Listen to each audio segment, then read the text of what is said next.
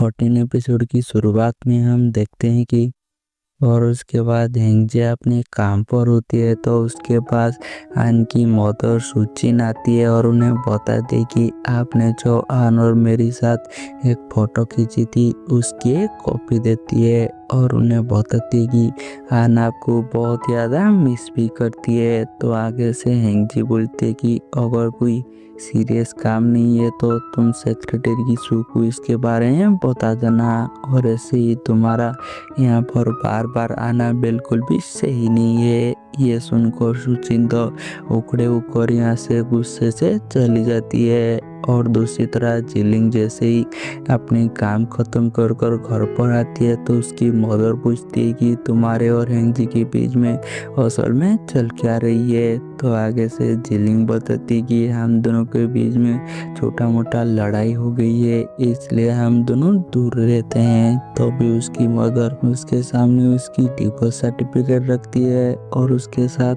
बहुत सारी प्रेगनेंटी किट्स भी रखती है और उसे बोलती है कि मुझे पता है तुम्हें बचपन से सारी चीज़ छुपाने की आदत है इसलिए मुझे वो सारी चीज़ ढूंढने की आदत हो गई है। और उसे पूछती कि असल में तुम्हारे और हेंगजी के बीच में हुआ क्या है। तो जिलिंग बताती है कि मेरी शादी से पहले मैंने एक बार चेकअप किया था तो मुझे पता चला कि मेरी पेट बहुत ज़्यादा छोटी है इसलिए मेरी माँ बनना बहुत ज़्यादा मुश्किल है। लेकिन डॉक्टर ने मुझे ये बोला था कि अगर मैं कोशिश करती रहूँगी तो शायद मेरी बच्चा हो सकती है इसलिए मैंने शादी के टाइम पर हेंगजी को बोला था कि मुझे बच्चा बिल्कुल भी नहीं चाहिए। मुझे लग रहा था कि अगर हम दोनों कोशिश करते रहेंगे तो हमें शायद बच्चा हो सकती है लेकिन शादी की 15 साल बाद भी कोई भी बच्चा नहीं हुआ तो मुझे ऐसा लग रही है कि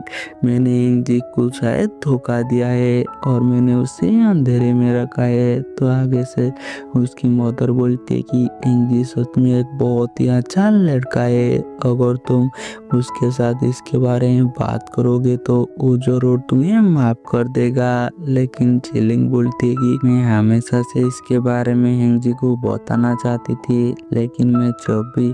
उसके पास जाती हूँ तो मैं इतना हिम्मत ही नहीं कर पाती हूँ कि मैं इसके बारे में उसे कुछ भी बता सकूँ। और दूसरी तरह लियाओ अपने डायरेक्टर के पास जाती है और उन्हें बताती है कि मैं लो शो की केस पर अब लेंसियो के साथ मीडिएट करने वाली हूँ। तो उसकी डायरेक्टर पूछती है कि तुम ये कब करने वाले हो। तो लियाओ बोलती है कि मैं आज ही लेंसियो को मिलने के लिए बुला रही हूँ और मैं तो यहाँ पर सिर्फ आपको ये बात बताने के लिए आई थी। तो भी वहाँ पर लेंसियो भी अपनी पूरी लॉयर टीम के साथ आ जाती है इसीलिए लॉयर लियाओ उसे बात करने के लिए उसे कमरे में लेकर जाती है जहाँ पर कि पहले से ही जिंग जिंग मौजूद होती है। और यहाँ पर लेंसियो की लॉयर सू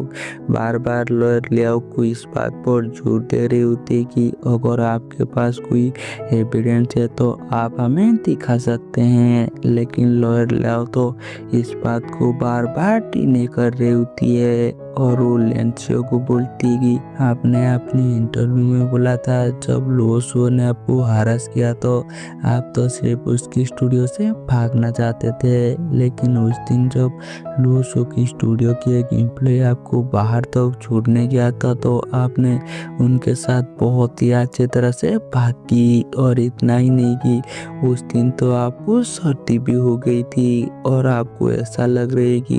उस दिन आपको वहाँ पर और कोई भी नहीं देखा। उस दिन वहाँ पर और कोई भी फोटोशूट करने के लिए आया था जिसने कि इस वीडियो को रिकॉर्ड किया है और वहाँ पर एक स्टेज भी है जहाँ पर कि एक कैमरा भी है और उसने भी इस फुटेज को रिकॉर्ड किया है। तो आगे से लॉयर शो बोलती है कि ऐसे भी तुम स्ट्रीट का फुटेज तब देख सकते हो जब केस बहुत ज़्यादा क्रिटिकल है। और वो लॉयर लियाओ को बोलती है कि ठीक है हम इस केस से हट जाएंगे लेकिन वो शो को पब्लिकली आकर लेंसियो से माफ़ी मांगनी होगी। तो आगे से लॉयर लियाओ बोलती है कि तुम्हें अब बिल्कुल सिचुएशन समझ में नहीं आ रही है। लेंसियो के लिए उसकी ऑडियंस ही सब कुछ है, लेकिन लुओसो को ये सब चीज़ों की कोई भी ज़रूरत नहीं। अगर ऑडियंस की दिमाग बदल गई है तो तुम्हें पता तो है ना लेंसियो के साथ क्या होने वाली है। और आगे से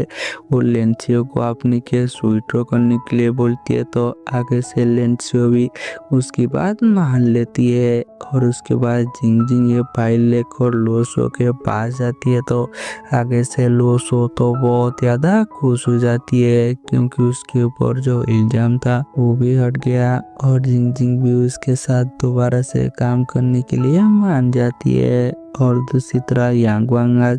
हिम्मत करती है और वो अपनी मदर से मिलने के लिए उनकी कैफे में जाती है, तो उसे पता चलती कि उनकी मदर की जो और एक बेटा था उसे स्कॉलरशिप मिली है, इसलिए वो उनकी यूनिवर्सिटी पर उससे मिलने के लिए गई है। इसलिए यांग वांग तो वहाँ से दोबारा से मायूस होकर वापस आ जाती है। और यहीं पर हमारी ये एपिसोड खत्म हो जाती है और हम मिलेंगे जल्दी नेक्स्ट एपिसोड में।